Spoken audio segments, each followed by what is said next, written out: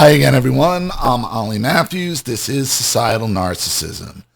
This video is a sponsored video for Anonymous by Amy. And here's an Anonymous wrote in before, and I did the video for him titled, "The Borderline is Always the A-Hole." Hi, Ollie, 22 Anon here. Unfortunately, I don't have any money currently, or I'd have donated. Apologies, I'm hoping someone could sponsor this. No worries if not. So things have developed a little bit. Not much change with Mom. After an egregious example of her behavior occurred in front of my dad, she acknowledged she has a problem and promised to sort her shit out. She later told me that it's hard, so I'm going to work on this when I feel like it, which translates to nothing is going to happen. Which basically means when the borderline acknowledges something, you should just be happy with their acknowledgement. They're never actually going to fix it. They're never actually going to do anything. The fact that you got the borderline to acknowledge anything on their behalf, in their mind, is they've done far more than they should have. He had major surgery last year, and I went from fearing for his life to being outright offended by how he treated me when he got back from the hospital. Basically told me not to be autistic because he doesn't need the stress. This was the beginning of the scales falling from my eyes. Earlier today, he wanted to have a discussion and warned me that it might piss me off. To summarize, he wanted to buy my car from me at a ridiculously low price, but was hesitant to give me money because he doesn't want me spending it on alcohol. I drink to cope with being around these people. It's very unhealthy, and I go periods without, but I'm having flashbacks triggered by these people on a daily basis. So I inevitably fall back into the habit. I tell them if I got away from them, then I would be able to handle quitting, but they cannot admit to themselves that they caused this damage, so they don't believe me. Listen, man. Alcohol is poison. It is the worst thing you could put in your body, and it is a crutch for you, and it is a tool for them to come in and tell you they're going to underpay you for your car, which he obviously needs, but they don't want to give you money because you're going to go out and drink. You drink to cope with them, and yet they use your drinking as a weapon. I know it's tough, bro. I know it's tough, but you got to put the liquor down. You got to not drink. You have to. It sucks. You need a coping mechanism. Everybody knows what my coping mechanism is. It isn't alcohol. But the problem is any coping mechanism you use to deal with the borderline is going to be used against you. Whether you drink, whether you smoke, whether you gamble, no matter what you do, whatever vice, whatever coping mechanism you use, even healthy ones, are going to be used against you.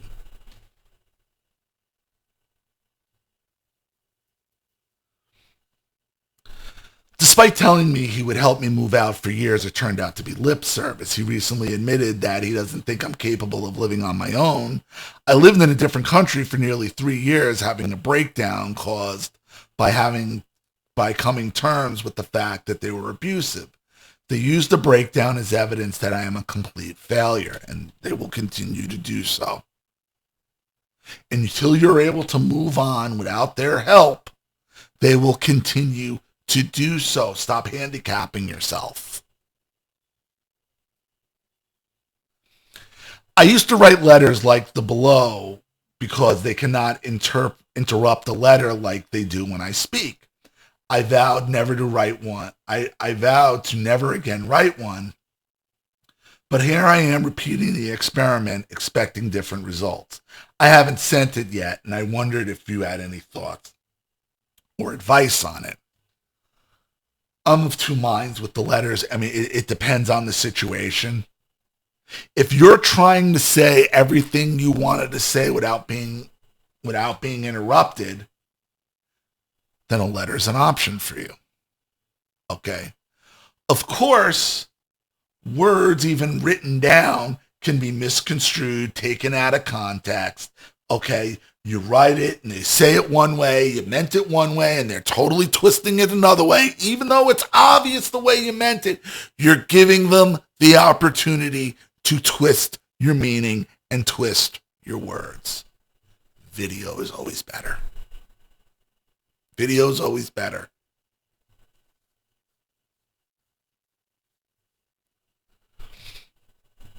Here's the letter. So this is Anonymous writing the letter to his father. I tried to address something with you and it was completely glossed over. You see through a lens that is distorted by self-deception. If something makes you feel bad, you ignore it and distort it to suit your needs in the moment. At the pub, I told you that you ignored the way mom treated me as a kid because you lie to yourself to have an easy life. You admitted this was the case and gave a teary apology, so this is not something that you can now deny. And I have said this numerous times, okay? Understand something. Your father is your mother's puppeteer. And you're her borderline red meat. So he can go to the bar and drink. He throws you in front of her as her red meat to occupy her so he don't have to deal with her.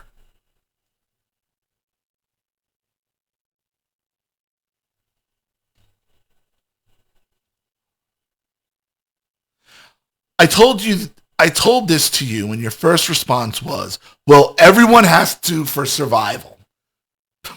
So he's admitting it right to you.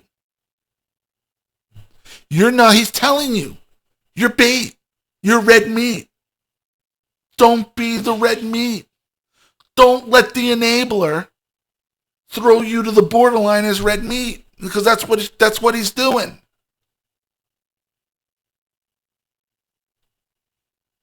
But what he's really doing is feeding his monster. Because he knows the monster needs to be fed.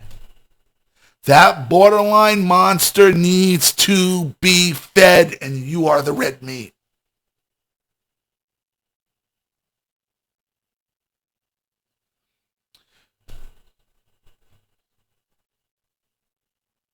Well, everyone has to for survival. No, that is not true.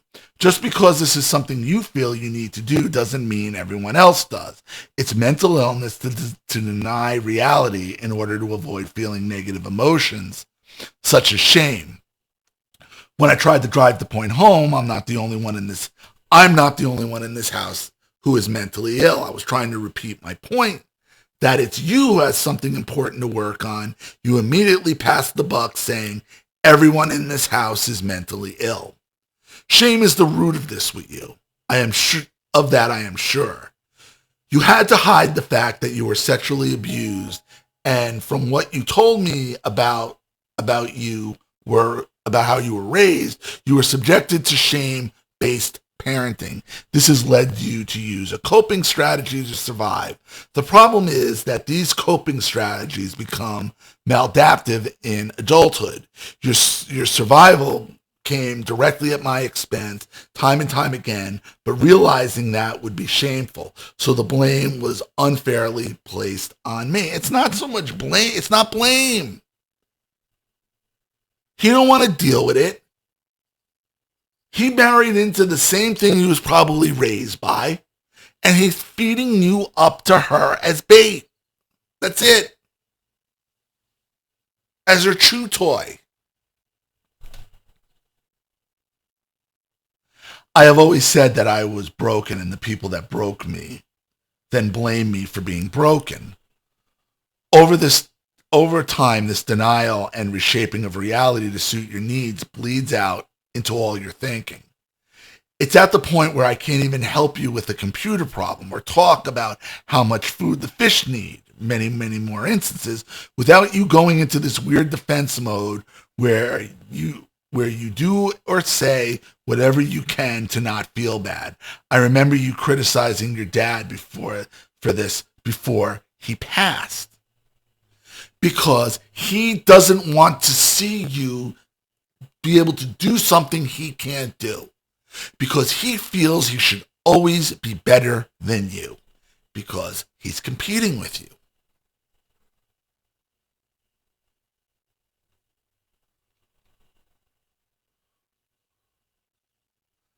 Honestly, the bleed out into other areas of thought is huge. I remember telling you about half a year before I left for Belfast that you have an imagined version of me in your mind that you treat like the real me. You don't see or treat me correctly as a result. You said I was right and that it would change, and it didn't, so I took the first opportunity I could to get out. Again, another one. They think acknowledging the problem is enough, and it isn't.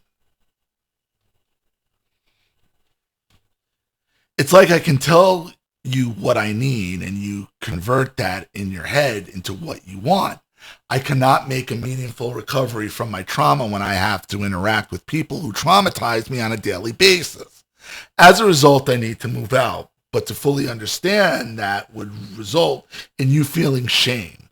So my need to get away from you and mom is converted into, let's get a house with an annex so 22-year-old Anon can live next door. Again and again and again, they're always looking to take care of themselves. They're looking for that servant. Borderlines are always looking for who's going to take care of them. I'm certain now, despite me asking to see a child psychologist or specialist, I never got to because on some level, you both knew that I would say something that would reflect badly on you both. So to avoid feeling shame, I never got help. This defense mode is deeply triggering. It's like I'm talking to my dad. There's a vital disagreement and a switch flips. Suddenly I'm not talking to dad. I'm talking to a trauma response that only cares about its own self-preservation at the expense of everything else. You have outright insulted me. My favorite because of the pure hypocrisy was when you turned around and told me you're so defensive. This was straight up inversion of reality.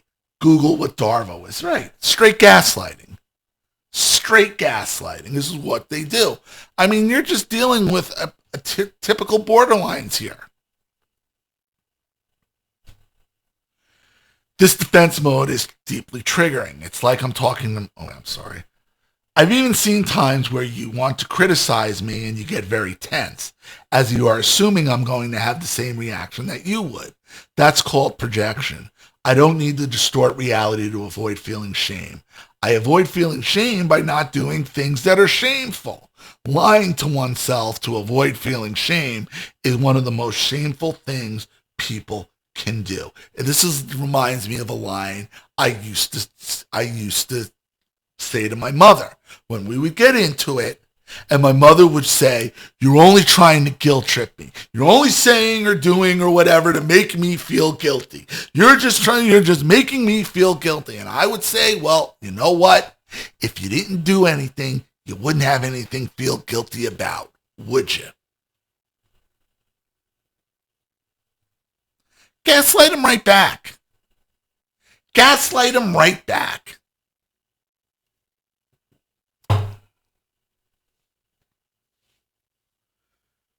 Because mom was so overt in her abuse, much like my mother, it was hard for me to accept that you had a hand in my trauma.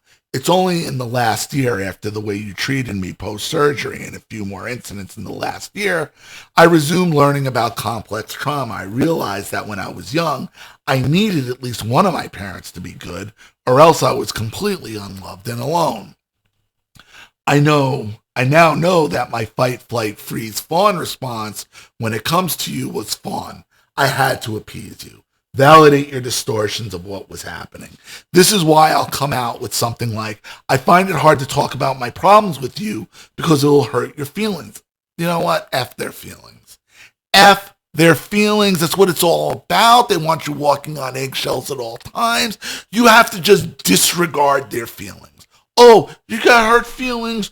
Good. Walk it off, scumbag. Walk it off. Don't acknowledge their feelings.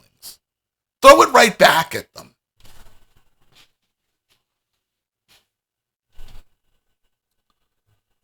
You actually thanked me for saying that. I walked away feeling disgusted, and it took a long time to understand why.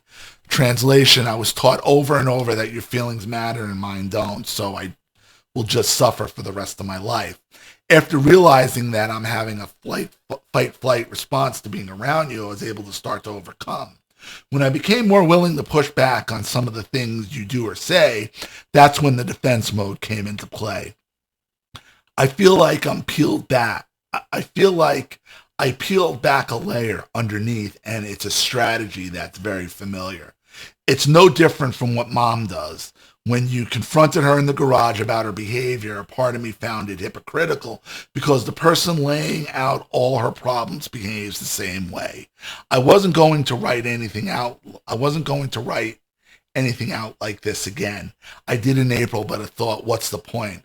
I'm sick of having hope that things will get better, and when they clearly won't, without understanding that you prioritize avoiding shame over everything else, then you aren't going to learn from the CPTSD videos outside basic terminology. There's no deeper introspection. When you try to listen to the audiobook version of my book, you told me you just didn't get anything out of it. This is why. And that is why you don't tell them anything. This is why. You're not going to change them. All you are to your father is red meat to throw to your borderline mother so he can go and live his life guilt-free and drink his face off at the bar. That's what. That's all you're ever going to be. All the letters, all the videos, all the confrontations in the world are not going to change that. You need to get away and stay away, and you don't need to tell them why. They know why, he knows why, she knows why.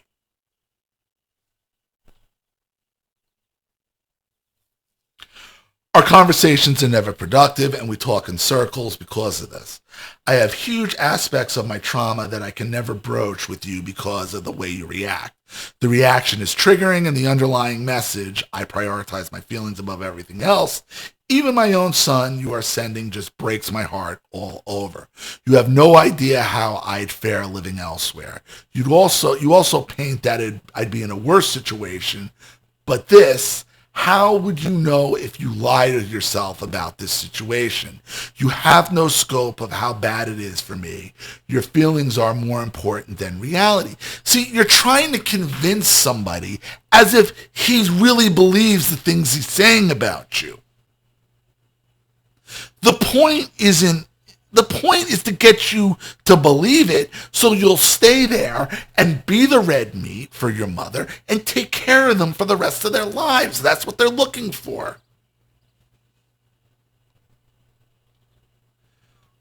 I drink to cope with being around people who caused and trigger my mental illness on a daily basis. When I quit, I have no defense against the flashbacks. It's just a matter of time until I'm triggered by you or mom to the point where I'm falling back into drinking. This causes feelings of self-hatred and hopelessness that result in me drinking even more. It takes a long time to pull myself out only to be dragged back down. This is treated as my fault because you distort reality to avoid feeling bad. On top of that, it causes you to tell me you doubt I'd be able to overcome this problem if I had moved out. So victim blame and then insult me, telling me I'm not capable. You don't know what you're talking about. You think you do, but you don't. I was doing better at quitting, but because of very painful memories involving you are flying up to the surface, it's becoming much harder to handle.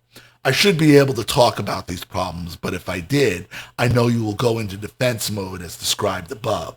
So I have to bottle it all up to protect myself. When it spills out as anger, you tell me I'm too harsh, or you tell me to be reasonable. To understand that my anger is valid would require understanding that you caused the anger, which would make you feel shame. Can't have that. So no, 22 Anon is just wrong for having feelings once again. You always say things like, I didn't want this to become a lecture, based off how I always reacted to conversations like that. My reaction is actually me realizing Dad has left the building and a crazy person who makes up their own reality now wants me to accept whatever they say. If I tell the truth, I will be told I am wrong, which is yet another layer of pain. So just go along with whatever it is. Admit that you're a bad person and try to get this horrible moment to end as quickly as possible, which is exactly why he does it, which is exactly the response he's trained you to have. When I do get out of this situation, I'm going to greatly distance myself and begin to recover. And because you delude yourself, you will have no understanding as to why. You don't tell him that, because then he's going to do whatever he can. You don't tell them what you're going to do when you get away. You just get away and do it. As a result, you will violate whatever boundaries I set and basically ensure that I will have to go full no contact. You're going to have to go in full no contact regardless. The sooner you accept that, the better off you're going to be.